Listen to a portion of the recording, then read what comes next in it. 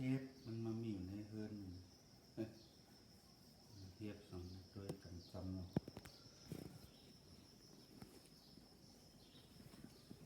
จุ๊บนี่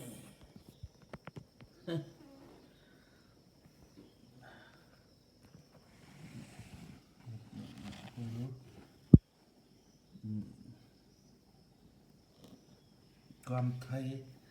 มันว่าตีเลขได้ถ้าเก่งนะตีเป็นเลขได้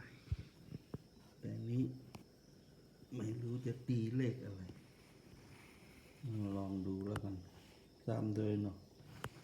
เผื่อมีศูนย์คาได้มีศูนย์เนาะว่ามีเนอร์แล้วนะ